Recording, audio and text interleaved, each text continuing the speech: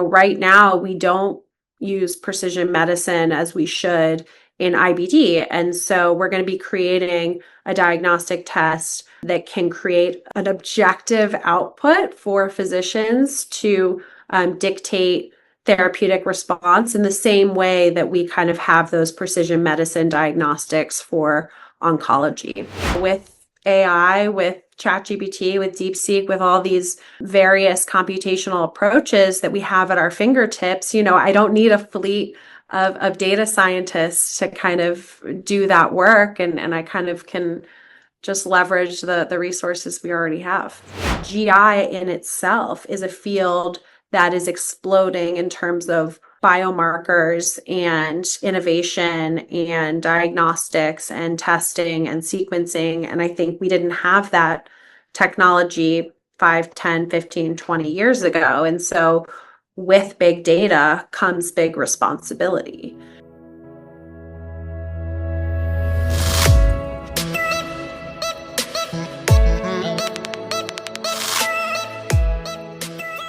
Erica Barnell, it's always great to see you. Welcome back to the Scope Forward show. You're the co-founder, chief science officer, chief medical officer for Geneoscopy, a company that I've tracked for many years now. And it's fantastic to see your growth and see your story. It's actually a story of gastroenterology itself. But welcome, Erica. Thank you, Praveen. It's so good to be here again. Erica, please get us up to speed with what's happened in the last 1 year. We're recording this in the middle of 2025, and you've had a very exciting year, including becoming a mom, giving birth to a daughter. So congratulations. So please get us up to speed. Yeah, it's been a whirlwind. I founded Geneoscopy just about 10 years ago now, and we're 1 year out from having FDA approval for our lead assay, which is ColoSense. It's a non-invasive test that is FDA approved for the diagnosis of colorectal cancer and advanced adenomas in average risk individuals. It's the first RNA-based diagnostic test for that indication. And the company in general has made so much progress over the last couple of years with regards to getting FDA approval, starting to work towards guideline inclusion, starting to increase access and coverage for patients and providers. I'm really excited to be here today to tell you about all the initiatives we have going on at Geneoscopy. The last time we spoke, Erica, you were about to raise $100 million. You beat your own expectations. How much funding has Geneoscopy totally raised? And tell us about the latest round. As many entrepreneurs out there know, the environment right now is very interesting with the administration change, with what's going on in diagnostics, with the transition from growth to actual profitability. I think the burden on entrepreneurs, that bar has been raised. And so we feel truly grateful to have completed our fundraising round in January of 25. We raised over 100 million of VC-backed funding, and I'm really excited to have the expertise and guidance of key strategics in that round, including Biorad and LabCorp. What is the total funding? Total Series C was 112, I believe, and then we raised 105 in our Series B and about 12 and a half in the Series A. So starting to fill those coffers, I would say. I was doing a quick back of the envelope calculation the other day. How much of money did digital GI companies actually raise? And my estimate, I'm leaving out all the big players of public limited companies, all of that. That doesn't count. I'm interested in the startup world, the venture world. And my estimate was around 750 plus million or so. And that's a pretty sizable chunk of money, of which I think Geneoscopy is a big contributor. Would you say, what is your sense? That feels really great to be a part of that. I think GI is an underfunded field. I think it's not the sexiest field out there. And so sometimes we're overlooked a little, but I feel really great to be kind of a part of that statistic. And I hope it brings to light the value that we're contributing to healthcare in GI and the impact we're making on patients. And hopefully it'll encourage other VCs to kind of be attracted to this field for sure. What do the VCs say, like, especially this last funding round? They obviously trust the story. They trust you and your brother, who's your co-founder, and the team that has built the company so far and where you're going with this. But I'm interested in knowing, what do you guys actually discuss, and I mean, if you can share, because other entrepreneurs would be interested. Like, what is it that they're seeing within gastroenterology that they want to offer you 112 million additional money? It's kind of telling a comprehensive story. And it's the same practice that I, got in medical school, trying to convince people to stop smoking or, convince people to encourage diet and exercise. You've got to actually talk to the investors and, the people that you're wooing and trying to convince them across a number of different fronts the value that you had, whether it's the regulatory pathway, whether it's the intellectual property, whether it's reimbursement, whether it's coverage, encouraging payers to kind of negotiate contracts across that entire spectrum. All those dominoes have to fall into place to kind of make a company successful. And so being prepared to kind of answer really anything that an investor could be asking about that they're worried about, or typically it's a scar that they've incurred in their past life with a different company that they want to kind of prevent themselves from falling into the same mistakes or same traps. So every investor is different, and it's really just taking it from an individual level and trying to figure out what they need to get them across the finish line. But, I will say as soon as it kind of starts and you do get a couple of people to come to the table, we've had the great benefit of being oversubscribed in a lot of our rounds. I think because as soon as we kind of get a term sheet to fruition, a lot of people want to partake in this field, and we feel very grateful about that. Where is this money going, Erika? Like, what investment channels? And I think we spent the first couple of rounds in Geneoscopy's past building out a lot of infrastructure, right? So we had to build our CAP-CLIA lab. We had to build out our regulatory pathways. We had to build out our quality systems, software infrastructure, just the people in the place, And I think what's really great about this round is we now have a product. It's FDA approved. We have a great commercial partner with LabCorp. We're gaining access. We were recently included in the NCCN guidelines over the weekend, which kind of helps our case on access. And we're working towards CMS coverage. And so I think now that all that infrastructure is in place and the coffers are full, I really do get to spend all that money helping patients and building tests that will hopefully improve the morbidity and mortality that we're seeing in GI, whether it's in oncology with our colon cancer screening tests or within inflammatory bowel disease with our monitoring and predicting therapeutic response tests. So all of that money that I can convince to be allocated to my department is going directly to patients and trying to build out, our portfolio so that we can increase our offerings to patients and providers. what's in the pipeline? If you extend the time horizon to 1 year to 3 years, what's in the pipeline? I think there's 3 things in building. So the first is improving on our existing tests. So the ColoSense test is FDA approved. I think there's a lot that we can do in terms of increasing patient experience on the front end, completing a test, or on the back end, navigating to colonoscopy and kind of leveraging all the resources that are now becoming available with regards to AI and making sure that patients feel, like they know what they're doing when it comes to our tests. We're going to be improving on that test with regards to biomarker discovery. So I now have a whole lab full of samples from patients who have donated their residual to science, and I'm going to leverage that to build a second generation assay and improve on the biomarkers that we currently have. And then I mentioned in IBD, right now we don't use precision medicine as we should in IBD. And so we're going to be creating a diagnostic test that can create an objective output for physicians to dictate therapeutic response in the same way that we kind of have those precision medicine diagnostics for oncology. This is very exciting to hear. So I want to know, as a scientist and as, if I may say, a technologist, would you broadly say that all this belongs under the umbrella of computational biology?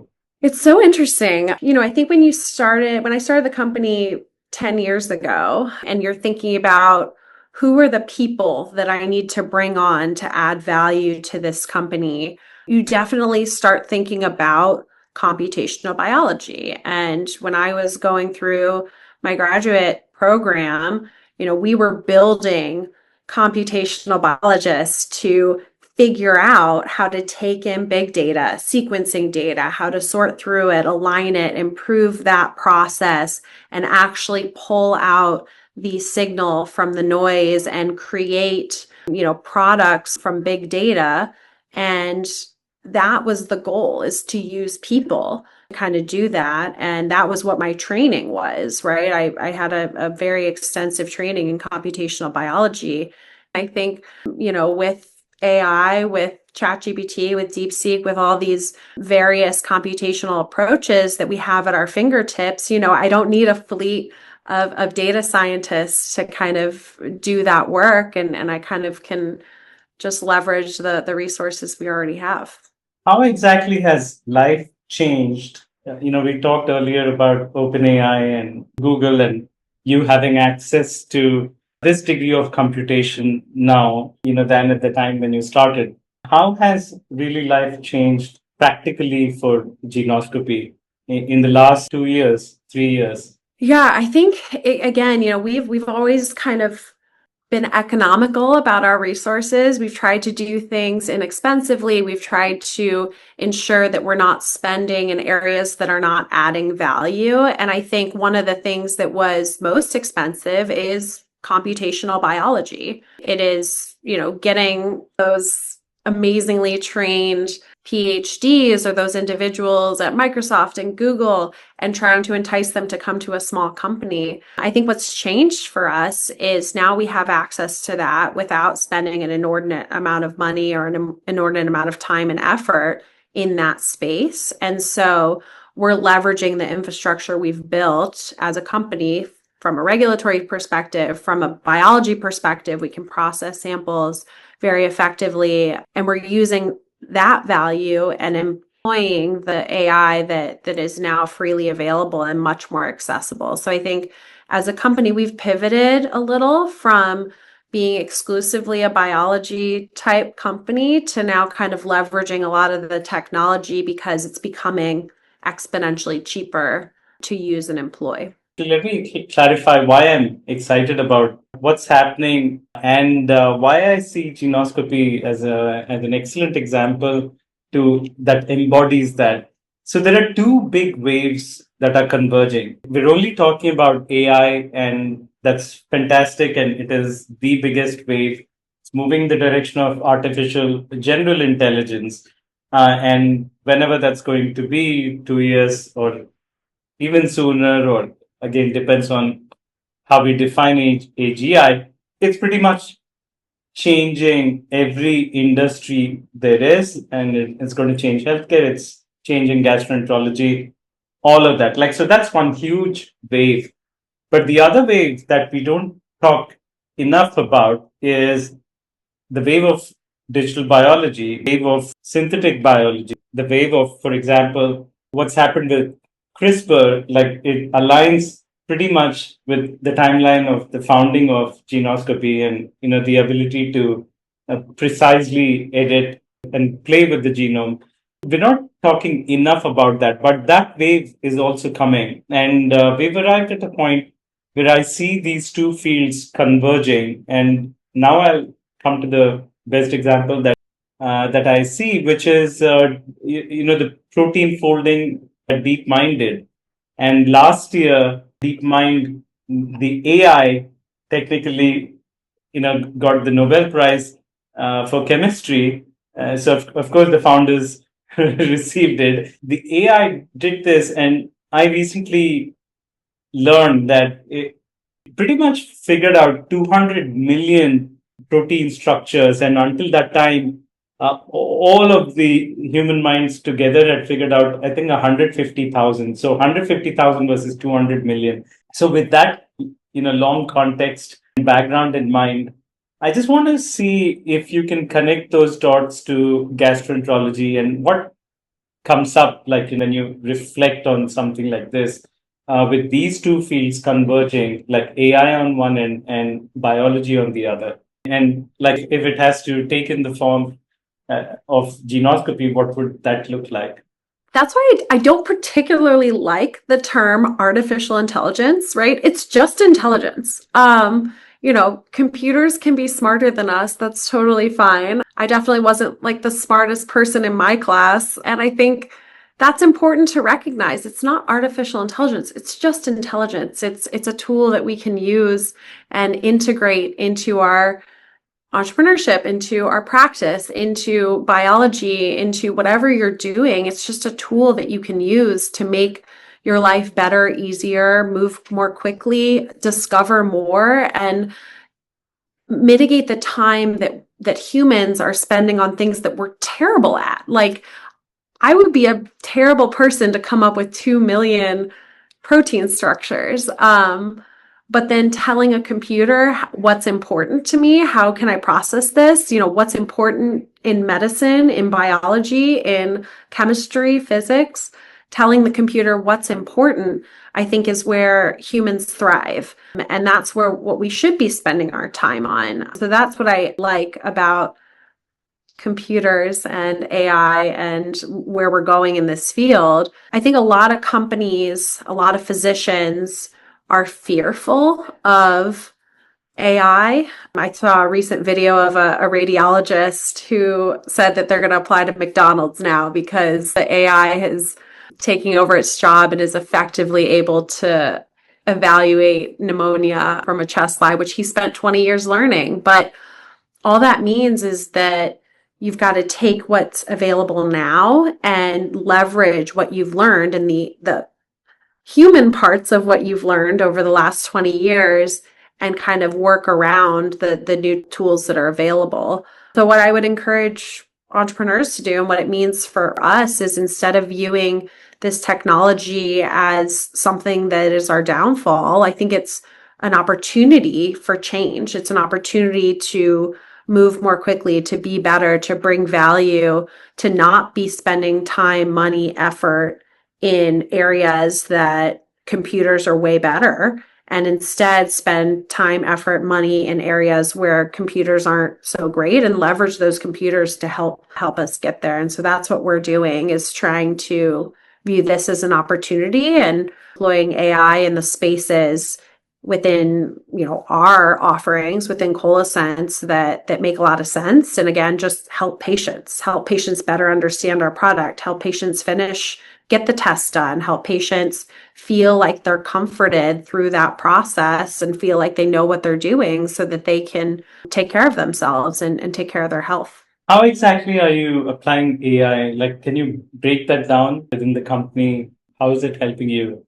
There's so much optimization there between patient received a collection kit and kit successfully received in the lab that we can help and do better, whether it's engaging with the patients across a variety of different platforms, texting, email, phone call, recognizing what patients are using. Do they prefer a text message? Do they prefer an email? Are they younger? Do they prefer a video?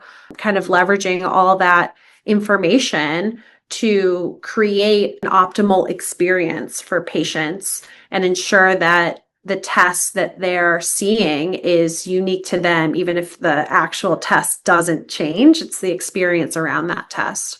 So I think that's one area. And then on the back end, again, I think we're in a new wave of healthcare where patients know more than I do about their bodies, about what's going on with them, about what they feel and know. And so giving that autonomy to the patient is so important, and making sure that if the test is positive, they know what that is, they know what that means, they have the ability to access next steps. All of that can be done with language learning models, right? With text messages, with linking patients to resources. Oh, you want to get a colonoscopy, but you don't have a ride to get your endoscopist. Let me link you up with somebody on Uber that can take you to and from. Like, I think there's an Uber Health, mode that patients can be driven to and from the hospital. Just kind of integrating all of the resources that are available into that experience and making sure patients are doing what they need for their colon cancer screening. I've always had this premise that with more data, the tests are going to get more sophisticated and the specificity is going to go up. Now, when you apply AI to that, do you see that happening within Geneoscopy? And if so, how? Yeah, I'd say the other side of where we're employing AI is definitely in the research space. So, I think, as mentioned, I was trained to look at big data, and I was trained to kind of take all this sequencing and funnel it down into something that's important.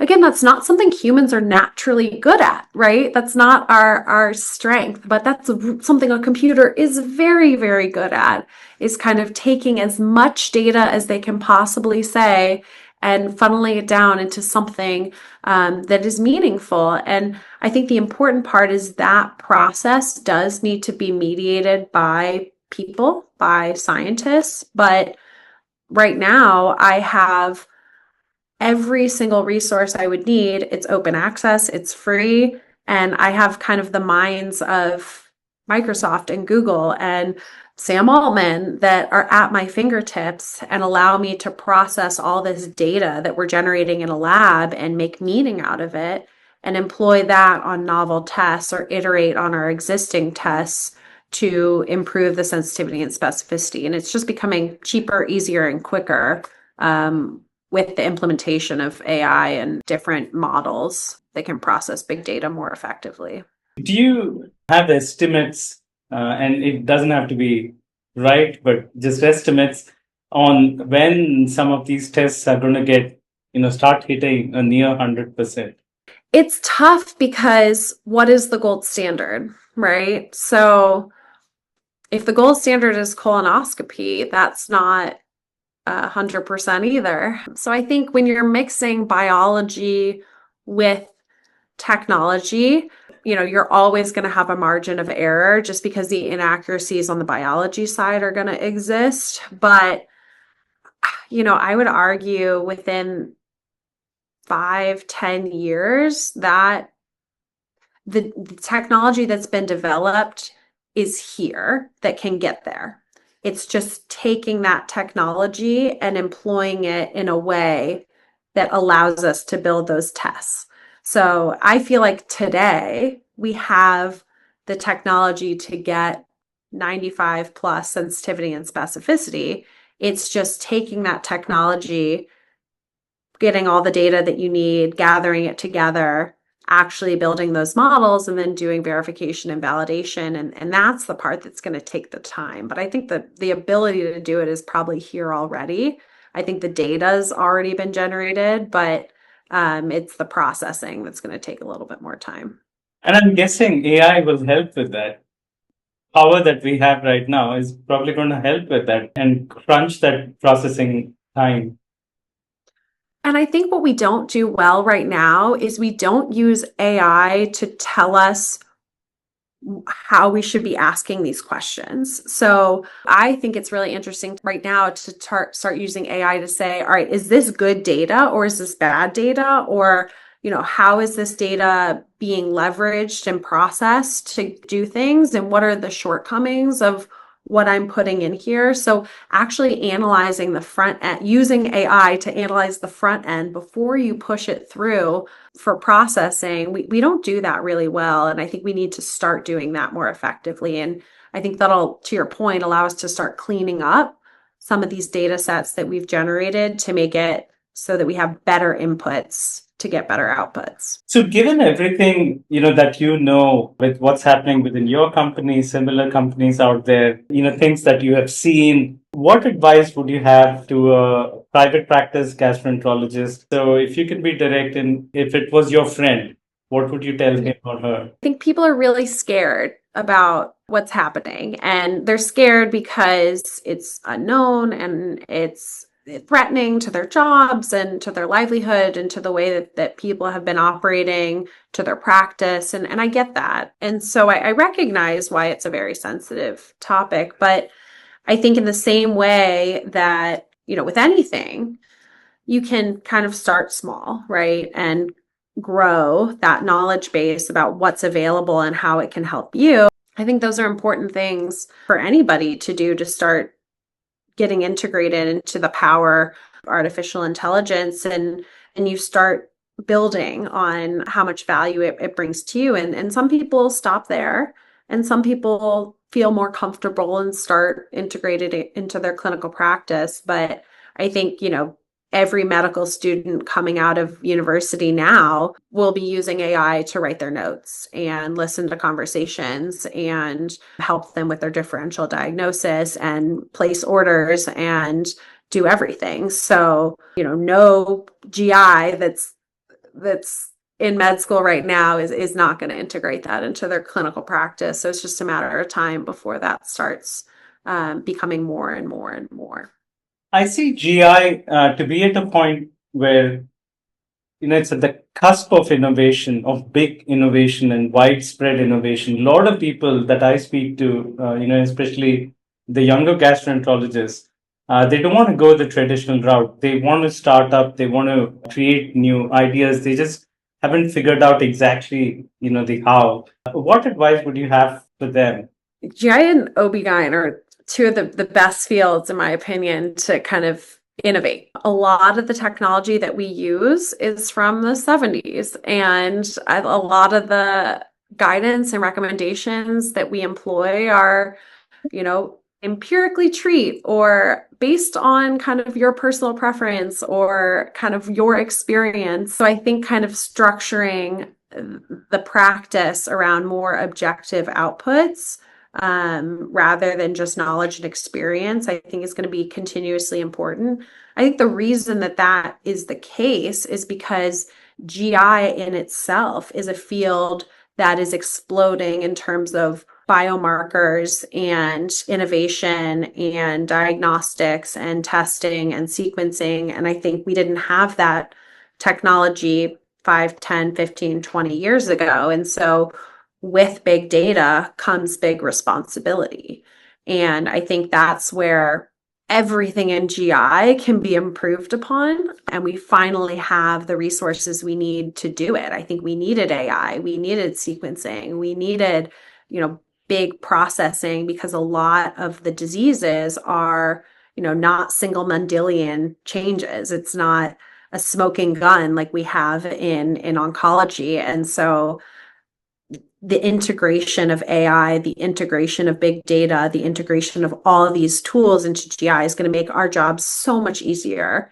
And so I would, encourage, again, entrepreneurs to just embrace this change and see where things start to fit in, and then pinpoint those pain points and start helping physicians and patients overcoming them with products. Erika, any final words that you want to share that you wanted to and we didn't cover, but that people would be interested in learning from you? This has been an incredible year for GI, explosive. I think, in my field in screening, we have new tests, we have new approaches, there are new guideline updates. I think there's an unprecedented number of research papers that are out there that are being published that will hopefully, be encouragement or provide some kind of enlightenment for people out there to improve the field. Anybody out there that has any interest in starting something or interest in doing things, please reach out, and I'm happy to share kind of any learnings that I had. Awesome. Dr. Erika Barnell, co-founder of Geneoscopy, thank you once again for coming on the Scope Forward show. This has been an insightful conversation. We went in many different directions, and thank you for playing along. Always a pleasure. Thanks, Praveen.